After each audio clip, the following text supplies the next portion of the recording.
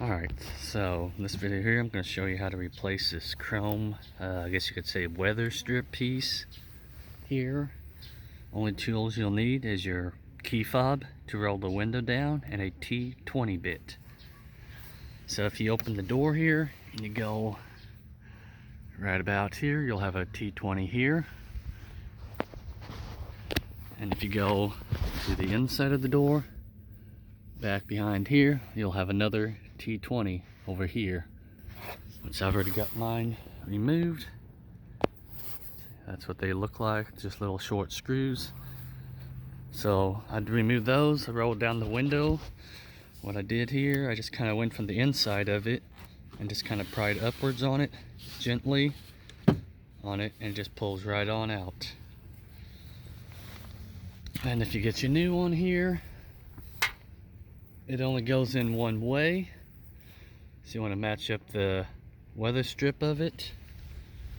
Got one long one, got one short one. So you want to match that up. The short end here goes right along the window sill.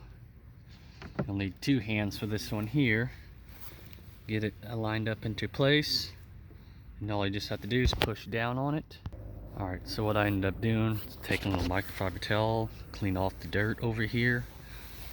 Just so it's got a nice clean mating surface. Like I said, you got a T20 here. On the side here is a T20 there.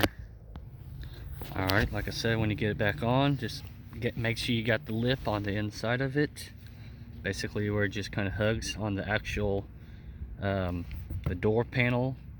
Here you just want it where it goes behind the metal frame of the door panel, or I guess you could say the door sleeve, or whatever you want to call this. So after you get that in place, make sure your weather strip is in the right place. Then go ahead and put your two T20 back on and you are good to go. So thanks for watching.